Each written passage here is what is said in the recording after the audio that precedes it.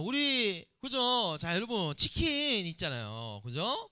자, 우리 전사님은 치킨은 다리부터 먹습니다. 여러분은 치킨 어디서부터 먹나요? 다리, 다리, 그죠? 다리, 그죠? 이게 치킨을 먹을 줄 아는 사람들이에요. 그죠? 자, 날개 있나요? 날개?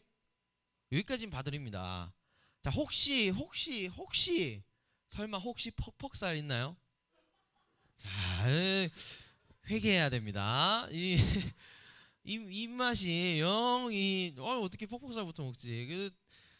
자, 그렇습니다. 우리가 그렇죠. 우리가 치킨도 그렇고 뭐 치킨뿐만이 아니라 그렇잖아요. 우리가 고급 레스토랑에 가면은 아주 이 초고급 레스토랑 가면 이제 전생들 이제 가보면 이제 한번 이렇게 가볼 때가 있었어요. 가보면 뭘 이렇게 줘요. 이렇게 코스식으로. 그러면 난감해. 이걸 어떻게 먹어야 되나, 뭘 어떻게 먹어야 될지 모르는 거예요. 그러면 그때 이제 오셔가지고 이제 설명해줘. 이거는 이렇게 해서 이걸 뿌려가지고 이렇게 먹는 거고, 이거의 이름은 이거고, 여기에 뭐 어떤 재료가 들어가 있습니다. 이렇게 설명을 해주시더라고요. 그러니까 이렇게 먹는 식사 과정을 통해서도 이렇게 그냥 내 맘대로 먹는 게 아니라 이렇게 어떤 과정을 통해서 내가 이렇게 식사를 하게 되니까 뭔가 이렇게 더 흥미롭고, 이건 이렇게 먹는 거였구나 새로 알게 되고, 뭔가 이렇게 맛을 더 돋구게 되는 그런 어떤 장점이라고 해야 될까요? 그런 게 있었던 것 같아요. 마찬가지입니다. 이렇게 우리가 먹는 것도 순서가 있으면 좀 맛있게 먹을 수 있어요. 그리고 더 그 의미를 잘 알게 됩니다. 우리의 신앙생활도 마찬가지예요, 여러분. 순서가 있어요. 정해진 순서라기보다는 우리의 신앙생활도, 우리의 믿음생활도 정리가 돼야 됩니다. 이 정리가 잘 돼야, 어떤 부분에 있어서 정리가 잘 돼야 우리가 신앙생활을 맛있게 할 수가 있어요. 여러분, 신앙생활을 맛없게 할 수 있어요. 얼마든지 맛없게 할 수 있어요. 우리나라의 95% 크리스천들은 아마 신앙생활을 맛없게 하고 있을 거예요. 진짜 예수 믿는 게 왜 이렇게 힘드냐? 예수 믿는 게 이게 짐 같다. 예배 또 드리고, 예배 또 드리고, 예배 끝나면 예배 또 드리고, 이 예배가 저 예배 같고, 저 예배가 이 예배 같고, 또 섬기고 또 섬기고, 헌신하고. 그러니까 맛이 없는 거예요. 왜 이렇게 맛이 없는가? 우리가 사실은 정리가 안 됐기 때문이에요. 우리의 신앙생활에서. 자, 오늘 그 얘기를 하는데, 자, 그전에 우리가 알아야 할 것이 있어요. 우리가 오늘부터는 이제 사도행전이 끝이 났어요. 지난주에 전도사님의 목과 함께 사도행전이 이제 끝이 났어요. 지난주에. 이제는 이제 사도행전 그 여정을 우리 사도 바울 아저씨가 막 이렇게 두루두루 다니면서, 여러분 그렇잖아요. 이 시대에는 뭐 DM이 있어요, 아니면 뭐 카톡이 있어요. 뭐 그런 게 없잖아요. 그러니까 이 바울 아저씨가 여러 곳을 다니면서, 예를 들어서 뭐 부산에 갔다 그러면 서울에 있는 교회들이 신경 쓰이는 거예요. 그리고 광주에 갔다 그럼 대구에 있는 교회들이 신경 쓰이는 거예요. 그리고 어떻게 했을까요? 바울 아저씨가 편지를 썼어요. 편지를 써서, 얘들아 너네 잘 살고 있니? 너네 내가 듣기로는 너네 이렇게 신앙생활 하고 있다는데 그러면 안 돼. 더 잘하자, 사랑해. 이렇게 편지를 써가지고 막 이렇게 보냈단 말이에요. 그래서 우리가 신약 성경을 보면은 대부분이 예수님의 복음서랑 사도행전을 제외하고는 다 편지예요. 다 편지. 다 교회들한테 보낸, 어떤 지역에 보낸 편지들입니다. 우리가 이제 이 편지들에 대해서 이제 얘기를 할 텐데, 오늘은 갈라디아서입니다. 즉 갈라디아 지역에 있는 크리스천들에게 바울이라는 사도 바울이 편지를 써서 보낸 거예요. 얘들아 너네 이러면 안 돼. 이렇게 살아야 돼. 이런 편지를 보낸 거예요. 자, 그런데 이 갈라디아 교회는 아주 중요한 문제가 있었습니다. 여기 갈라디아예요. 여기 뿅, 우리나라랑 비슷하게 생겼죠, 그죠? 여기 지금의 터키인데, 터키. 뭐 그냥 눈에 담아두고. 자, 어떤 문제가 있었냐? 바로 잘못된 가르침을 전하는 그런 사람들이 막 몰려다니면서 갈라디아 지역에 있는 크리스천들을 위협하기 시작했어요. 그러니까 이 사람들은 어떤 사람들이었냐면, 예수님을 믿고 있는데도 여전히 할례를 행해야 된다거나 뭐 유월절이나 이런 어떤 특이한 그런 이스라엘 민족만의 명절 절기를 지켜야 된다거나, 아니면 여전히 예수님의 이름을 믿으면서도 이방인과 같이 밥 먹으면 안 돼, 식탁 교제하면 안 돼 라고 율법을 아주 엄하게 지켜야 할 것을 말하는 이런 사람들이었어요. 그런 사람들이 이제 무리를 지어서 돌아다니면서 막 이렇게 갈라디아 지역을 온 동네를 돌아다니면서 막 다 들쑤셔 놓는 거예요. 그러다 보니까 이 사도 바울 아저씨가 이제 예수님의 이름 하나면 충분합니다라고 전했던 이 복음이 점점 이상하게 변질이 되고 썩어 나가기 시작해서, 그 위에 뭐 이상한 뭐 율법이 씌워지기 시작하고, 뭐 할례가 들어오기 시작하고, 뭐 이런 일들이 일어났었어요. 그리고 게다가 이 당시에는, 무릇 육체의 모양을 내려하는 자들이 억지로 너희에게 할례를 받게 함은 그들이 그리스도의 십자가로 말미암아 박해를 면할 뿐이라 전혀 이해가 안 가는 구절이죠. 그죠? 배경 성경 배경을 아직 여러분들이 모르기 때문입니다. 이 당시에는 열심당이라고 하는 사람들이 있었어요. 그러니까 오늘 우리로 따지면 독립운동 단체예요. 우리나라 따지면. 그러니까 이 이스라엘도 당시에 로마의 지배를 받고 있었단 말이에요. 로마 강점기란 말이에요. 그래서 우리가 로마로부터 우리 이스라엘 민족이 해방해야 돼, 독립해야 돼라고 하면서 게릴라 전투하면서 막 싸우던 사람들이 있었어요. 이 사람들이 열심당인데 이 열심당 사람들이 예루살렘부터 해가지고 막 돌아다니면서 어떻게 해요? 야, 너네 율법 철저히 지켜. 너네 이방인들이랑 얘기도 하지 말고 밥도 먹지 마. 막 이런 식으로 협박을 하고 위협을 가하기 시작했어요. 실제로 이 죽음의 위협까지 가하기 시작했어요. 그러다 보니까 어떻게 분위기가 점점 그래 우리가 예수님의 이름을 믿기는 하지만 그래도 옛날 그 모세로부터 내려오는 그 돌판에 쓰던 그 율법을 우리가 좀 많이 지켜야 되지 않을까? 여전히 우리가 할례도 하고 우리 이스라엘 민족의 자랑거리인 뭐 여러 가지 그런 엄한 율법들을 좀 지켜야 하지 않을까? 라는 식으로 사람들이 점점 그렇게 분위기가 바뀌기 시작했다는 거예요. 그래서 바울이 오늘 아주 재미난 일화를 소개하면서 바울이 뭔가를 이렇게 전하려고 합니다. 이 갈라디아 교회 교인들에게. 자, 읽어볼까요? 시작. 게바가 안디옥에 이르렀을 때 책망받을 일이 있기로 내가 그를 대면하여 책망하였노라. 그러니까 바울이 한 가지 이야기를 소개를 해주는 거예요. 어떤 이야기냐면 안디옥 교회가 있었어요. 근데 안디옥 교회에 어느 날 게바가 찾아왔어요. 게바가 누굴까요, 여러분? 여러분들이 다 알고 있는 사람이에요. 게바. 뭐 체게바라? 누굴까요? 베드로입니다. 베드로. 자, 베드로가 게바입니다. 자, 베드로예요. 베드로. 자, 베드로가 안디옥 교회를 찾아왔습니다. 그리고 안디옥 교회에서 여러분 베드로는 우리 다 알고 있죠? 우리 고넬료랑 우리 그 일화를 통해서 이방인들이랑 자유롭게 식사 교제도 하고 율법을 뛰어넘어서 예수님 이름을 전했다고 들었어요. 이 고넬료가 이 베드로가 안디옥 교회에도 찾아와서 안디옥 교회 이방인들과 어울려서 식사 교제를 막 하고 있었어요. 밥도 먹고 뭐 교제도 하고 뭐 이런 거 잘 했겠죠. 그런데 이상한 일이 하나 생깁니다. 자, 볼까요? 12절 시작. 야고보에게서 온 어떤 이들이 이르기 전에 게바가 이방인과 함께 먹다가 그들이 오매 그가 할례자들을 두려워하며 떠나 물러가매. 그러니까 이런 상황인 거예요.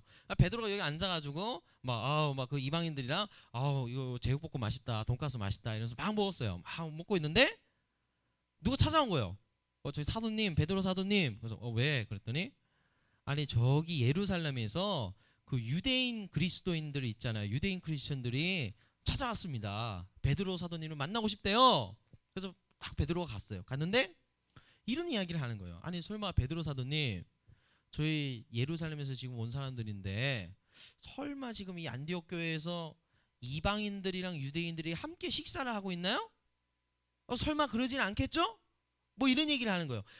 베드로님 지금 상황이 지금 예루살렘 상황이 이 열심당도 그렇고 상황이 아주 안 좋아요. 율법을 우리가 그래도 예수님의 이름을 믿지만 이런 할례나 이런 이방인들과의 식사 교제를 금지하는 거나 이런 걸 잘 지켜야 우리가 좀 살아남을 수 있을 것 같아요. 잘 지켜주세요 하고 물러난 거예요. 그러니까 베드로가 고민에 빠진 거예요. 자기는 여태까지 예수님의 이름을 자유롭게 전하면서 자유롭게 외국인들이랑 식사도 하고 그렇게 지냈는데 예루살렘에서 이런 소리를 하는 거예요. 계속 뭐 할례도 해야 되니 뭐도 해야 되니. 그러니까 베드로가 고민에 빠진 거예요. 어떡하지? 그러다 결국에 결정을 했어요. 어떤 결정이냐? 그래 어쩔 수 없다. 우리 한 교회지만 이 외국인들이랑 이방인들이랑 같이 밥 먹고 하는 거를 멈추자. 여기까지만 하자. 해서 단계적으로 천천히 하나씩 같이 식사 교제하는 거를 중지하게 됩니다. 그러니까 여러분 대빵이잖아요. 베드로가 그렇게 하니까 나머지 유대인들도 어떻게 했겠어요? 유대인 크리스천들도 다 따라하는 거예요. 다. 그래 우리도 그럼 먹지 말자. 그러니까 나중에 안디옥 교회가 어떻게 돼요? 이렇게 보니까 안디옥 교회가 정말 한 공동체가 돼야 되는데 두 공동체로 쪼개진 거예요. 그러면 밥을 먹을 수가 없으니까. 여러분 이 당시에 식사 교제는 어떠한 의미인가요? 바로 서로 한 공동체, 한 몸이라는 어떤 그런 표시로 식사 교제를 했단 말이에요. 이 당시에는.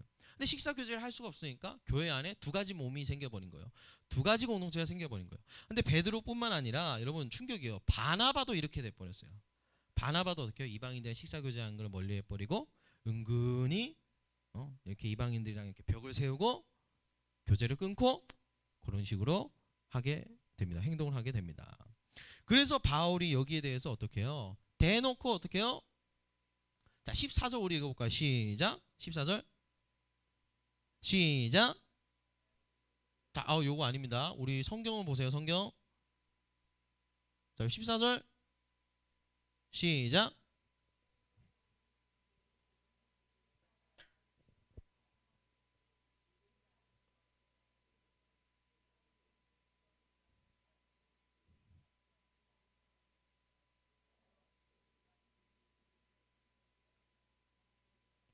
자, 그렇죠.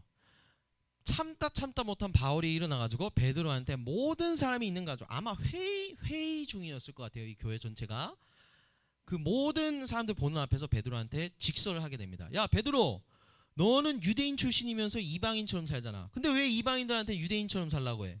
너 왜 그래? 이렇게 대놓고 직설적으로 비판을 하고 비난을 하게 됩니다. 여러분, 바울이 왜 이렇게까지 했을까요? 그죠? 사도 바울이 굳이 이렇게까지 하지는 않아도 되죠. 그냥 개인적으로 불러다가 그냥 베드로한테 사도 베드로님 이건 좀 아닌 것 같습니다. 이거 교회가 이러다 쪼개지겠어요. 이런 식으로 얘기하면 되지. 왜 보는 사람들 앞에서 다 이렇게 했을까요? 여러분, 이거는 윤리적인 이유가 아니에요. 그냥 왜 그 사람들 소외감 느끼게 막 공동체를 이렇게 분열을 시키고 그럽니까? 이런 단순한 윤리적 차원의 문제가 아니라 그보다 더 큰 차원의 문제가 이 이야기 속에 사실은 담겨져 있다는 거예요. 자, 여러분, 아까도 말했습니다. 신앙생활도 순서가 제대로 정리가 돼야 맛이 있다고 했습니다. 오늘 베드로는 단순히 이 사람이 윤리적으로 실패한 게 아니에요. 베드로가 윤리적으로 실수를 한 게 아니라 뭔가 지금 순서가 올바르게 정리되지 않았기 때문에 그런 그 예루살렘에서 찾아온 사람들에게 굴복을 해서 이방인들과의 식사 교제를 끊게 된 거예요. 그러니까 원인은 사실 이 신앙생활의 가장 밑바닥에 있는 기초가 지금 뭔가 지금 해결이 베드로가 아직 안 된 상태였던 거예요. 그럼 그게 뭐냐, 전도사님, 도대체. 자, 여러분, 이거는 너무 중요합니다. 너무 중요합니다. 정말 우리 한국교회에 아마 90에서 95%가 아직 정리가 되지 않은 채 예수님을 믿는다고 말하고 있을지도 몰라요. 자, 여러분, 전도사님 질문 하나 하겠습니다. 여러분, 예수님께서 나를 용서하셨으니까, 모든 죄를 용서하셨으니까 큐티를 하는 거죠?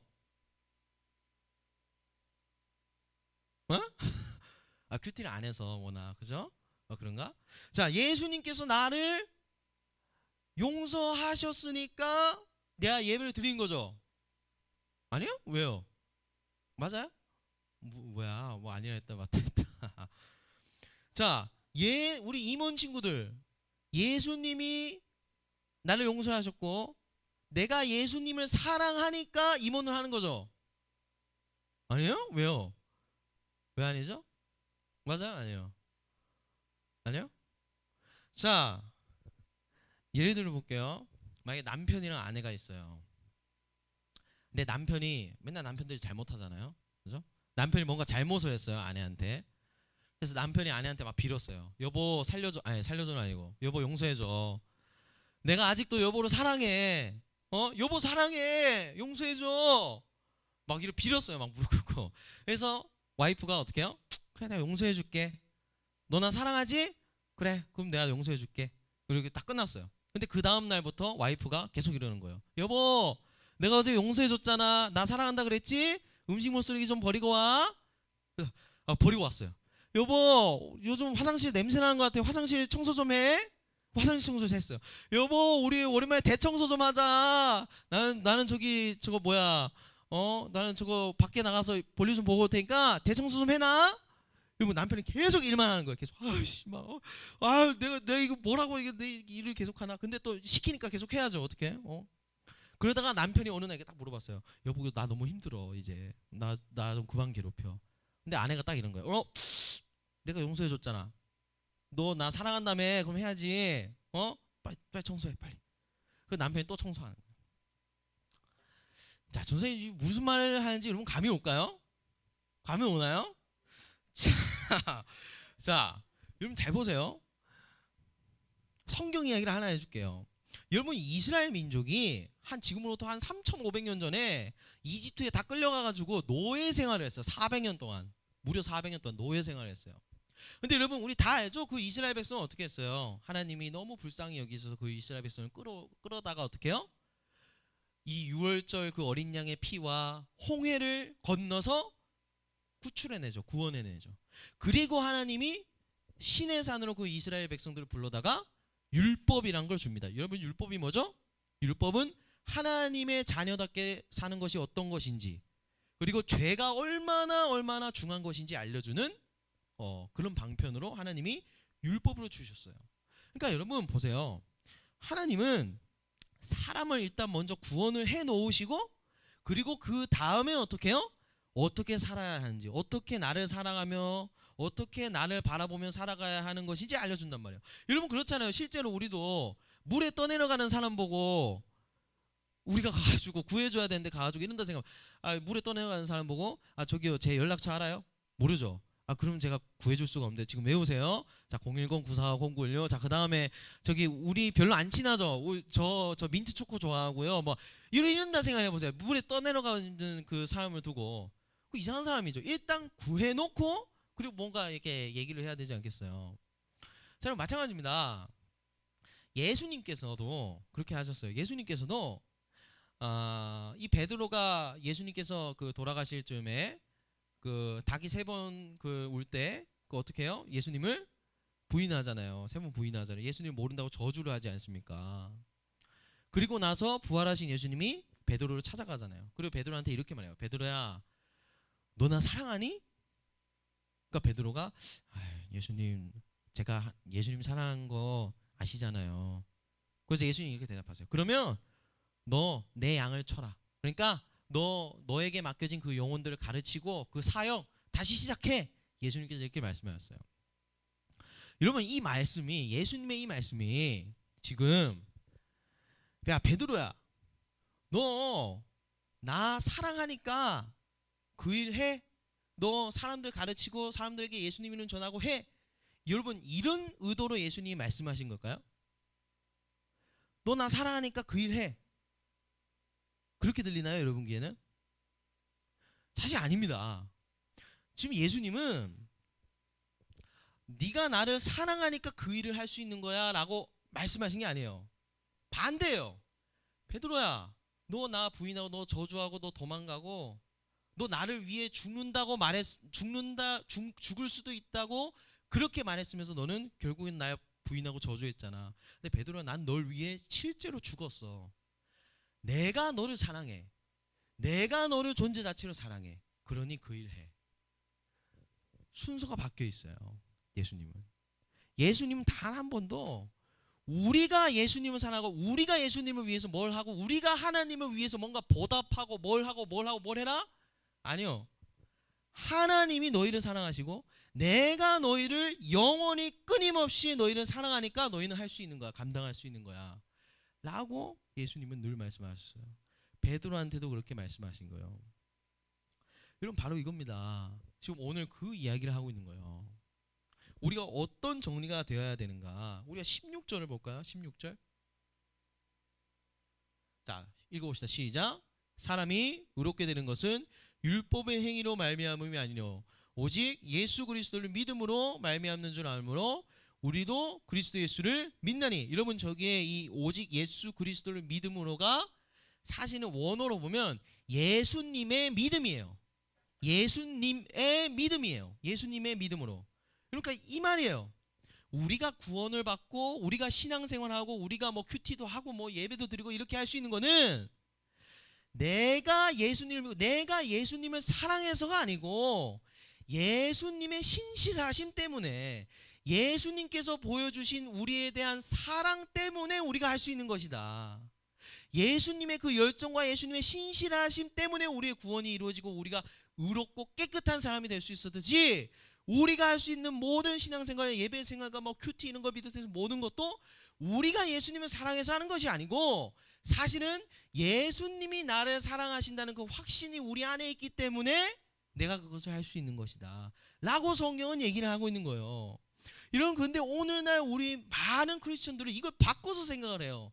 아, 내가 예수님께 보답을 해드려야 된다. 내가 예수님을 사랑하니까 내가 예수님을 사랑하는 사람으로서 큐티도 하고 뭐도 하고 뭐도 하고 뭐도 하고 뭐도 하고 뭐도 해야 된다.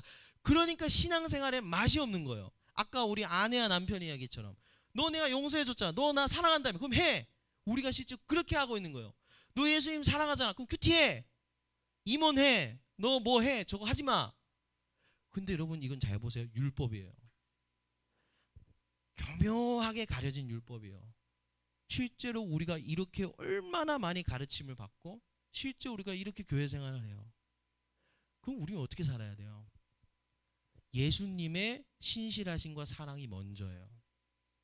아, 나 같은 사람을 위해서 예수님이 죽으셨구나. 여러분 성경에 형제를 미워하는 사람은 살인한 사람이래요. 하나님이 그렇게 보신대요. 여러분 옆에 있는 사람을 한 번이라도 미워했다면 여러분들 전과 1범이에요. 살인한 사람이에요. 또 성경에 이렇게 나와요. 여러분 성경에서 이성을 볼 때 마음으로 음욕을 단 한 번이라도 품은 사람, 음란한 마음을 단 한 번이라도 품은 사람은 간음한 사람, 불륜한 사람이래요. 여러분 여기서 음욕을 품다는 것은 뭐 야한 상상을 한다 그런 게 아니고 어떤 것까지 포함인 줄 아세요? 그냥 내가 지나가는 사람을 보고 저 여자 예쁘다, 저 남자 멋지다 라는 생각만 해도 불륜이에요. 성적으로 생각하기만 해도. 여러분 생각해 보세요. 우리가 하나님의 말씀 하나 제대로 지킬 수 있어요? 진짜 자신이 있어요? 하나님을 여러분 정말 자신 있게 사랑할 수 있나요? 불가능! 못해요. 우리는 우리의 힘으로 하나님을 사랑할 수 없어요. 어떤 친구들 중에 이런 친구가 있어요. 전도사님 저는 하나님과 이미 친해요. 저는 하나님을 너무 사랑해요. 그래서 더 이상 뭔가를 할 필요가 없어요. 저는 이미 하나님과 친해요. 여러분 근데 진짜 그렇게 얘기할 수 있을까요? 우리가 하나님을 사랑해요? 말씀 하나를 제대로 지킬 수 없는데 우리는? 그래서 하나님을 말씀하세요. 너가 나를 사랑한 게 아니고 내가 너를 사랑하고 있어. 내가 너를 존재 자체로 사랑할 수 있어. 그럼 우리는 그 하나님의 사랑에 접촉되고 감격을 받아서 아, 하나님이 저를 사랑하신다면 그렇다면 저는 하나님의 자녀답게 살아볼 수 있어요. 하나님이 저를 사랑하시니까요. 제 사랑은 모나고 부족하고 여전히 연약한데 하나님이 저를 사랑하신다는 확신이 있으니까 저는 하나님의 자녀답게 살 수 있을 것 같아요. 이게 믿음으로 사는 것이고 복음으로 사는 것이고 율법으로 사는 게 아니라 예수님을 믿고 신앙생활을 한다는 거예요. 그래서 이것을 종합적으로 표현하면 20절에 21절이 이렇게 나왔어요. 너무 작잖아요. 우리 성경을 보면서 읽어볼까요? 시작. 그리스도와 함께 십자가에 못 박혔나니. 자 잠깐만. 자 여러분 내가 예수님의 십자가에 함께 못 박혔대요. 언제 못 박혔어요? 우리 은서 못 박혔어요? 자 이거는 이겁니다. 보세요. 여러분은 예수님의 신실하심과 예수님의 죽으심 때문에 이미 그 천국에서 하나님 나라에서 여러분은 이미 완성되었고 여러분은 이미 모자람도 없고 부족함도 없고 깨끗한 하나님의 자녀로서 의롭다고 하나님이 선포하셨어요. 여러분 한 명 한 명을. 이미 끝났어요. 여러분의 구원은 하늘에서. 그게 바로 내가 그리스도와 함께 십자가에 못 박혔다는 거예요. 그 하늘에서 하나님과 함께 하나님과 동행하며 이미 깨끗하게 된 내 영혼이 있다는 거예요. 그런데 그 하나님의 구원이 이 세상 속으로 들어와서 펼쳐지면서 굉장히 천천히 느리게 더디게 우리 삶 속에서 여러분의 구원이 진행되어 가고 있는 것일 뿐인 거예요. 천천히. 그러니까 우리는 느낄 때 어때요? 아, 내가 구원 받는 사람이에요. 내가 하나님의 자녀인 건 맞나? 내가 이 모양 이 꼴로 사는데? 근데 아니라고요. 이미 완성됐고 단지 그게 시간 속에서 펼쳐지고 있기 때문에 여러분의 완성된 모습이 날마다 그러니까 얼마나 감격스럽고 감사하고 기뻐요. 이걸로 사는 거예요. 우리는 뭔가 내가 해서 뭔가 내가 띠를 두르고 아 하나님 뭔가를 주세요 이게 아니고 이 기쁨 하나로 내가 완성되었다는 그 기쁨 하나로 이 세상 속에서 우리는 살아가는 거예요. 순서가 정리가 되는 거예요. 이미 우리는 예수님과 함께 못 박혀 죽고 의롭고 깨끗한 영원한 하나님의 자녀가 되었다는 거예요. 내 안에 그리스도가 살고 또 하나님의 아들을 믿는 믿음 안에서 사는 것. 여러분에게도 이 감격이 우리 안에 먼저 회복되어야 됩니다. 구원의 감격이 먼저 회복되어야 합니다. 여러분 그렇습니다. 하나님과 동행하며 살아간다는 것은 직장 생활이 아니에요. 직장 생활이 뭐예요? 각 일 맡기면 하잖아요. 그죠? 일 맡기면 하고 일 맡기면 하고. 근데 하나님과의 신앙생활은 동행하는 삶은 직장 생활이 아니라 결혼 생활이에요. 결혼 생활. 늘 기쁨 속에서 하나님이 먼저 가시고 나를 그냥 끌고 가시는구나. 하나님의 사랑이 나를 끌고 가시고 나를 이끌어 가시는구나 라는 이 새로운 관계, 새로운 복음의 관계 속에서 우리가 살아가는 겁니다. 이게 바로 바울이 말하고 싶었던 거예요. 베드로와 같이 그렇게 할례와 또 여러 가지 엄한 율법을 지키면서 우리가 예수님을 믿으면서 그렇게 살아가게 된다면 우리의 구원에 내 능력과 내 자랑이 낄 수밖에 없어요. 그죠? 그러나 그것은 예수님의 십자가를 반으로 쪼개놓는 거예요. 예수님의 십자가를 무의미하게 만드는 것이죠. 그래서 바울은 오늘 이렇게 얘기를 하는 겁니다. 예수님의 십자가 하나만으로 충분하고 예수님의 그 사랑과 신실하심과 그분의 믿음 하나로 우리는 충분한 사람들이다. 그래서 그 믿음 하나에 너무 감격스러워서 그 예수님이 나를 위해 모든 것을 이루었다는 사실에 너무 감동받아서 그 감동으로 우리는 자석처럼 끌려다니는 사람들이다. 내가 걸어가는 게 아니에요. 하나님의 그 신실하신 모습에 끌려가는 거예요. 여러분 가운데도 아직 이것이 정리되지 않은 친구들이 많을 것 같아요. 정말 그래요. 한 40대, 50대, 60대 이 머리에 그 흰 백발이 늘어가시는 분들도 이걸 이해를 못하고 여태까지 신앙생활 해오셨어요. 그러니까 얼마나 힘들어요. 다 짐이잖아요. 다 짐. 다 율법이잖아요. 이것도 해야 되고 이것도 보답을 해드려야 되고 저것도 해야 되고 저것도 해야 되고 큐티도 해야 되고 다 율법이잖아요. 여러분 왜 큐티가 여러분 짐으로 여겨지고 재미가 없을까요? 아직 여러분들이 큐티를 율법으로 받아들이기 때문이에요. 짐으로 받아들이기 때문이에요. 여러분에게 큐티를 할 수 있는 가장 건강한 방법은 뭔지 아세요? 하나님이 너무 좋고 사랑스러워서 그냥 하나님에게 끌려가다 보니까 뭐야 하고 봤더니 큐티가 잡히는 거예요. 뭐야 하고 봤더니 찬양이 잡히는 거예요. 뭐야 하고 봤더니 예배가 잡히는 거예요. 이게 우리의 삶이에요. 예배를 위해서 큐티를 위해서 사는 삶이 아니라 하나님께 끌려가다 보니까 그 사랑에 너무 우리가 그렇잖아요. 겨울에 지나가다 붕어빵 이렇게 파는 걸 보면 전사는 무조건 고개가 돌아가요. 이렇게 그 붕어빵 냄새 때문에 똑같은 거예요. 예수님의 그 향기 때문에 끌려가는 거예요. 계속. 그래서 예수님 너무 좋다 너무 좋다 내가 저분 닮고 싶다 하고 끌려가다 보니까 막 이렇게 큐티도 잡히고 성경도 잡히고 찬양을 하지 않던 내가 찬양도 하게 되고 이게 복음으로 사는 겁니다. 우리가 이 순서가 명확하게 정리가 되고 율법과 믿음의 관계가 여러분의 앞으로 남은 모든 그 광활한 인생 속에서 해결되어서 정말 기쁨으로 하나님을 예배하고 하나님을 믿는 것이 무엇인지 정말 그 마음에 와닿고 그것을 깨달아가는 우리 아이들 다 되기를 소망합니다. 아멘. 그래서 오늘 찬양은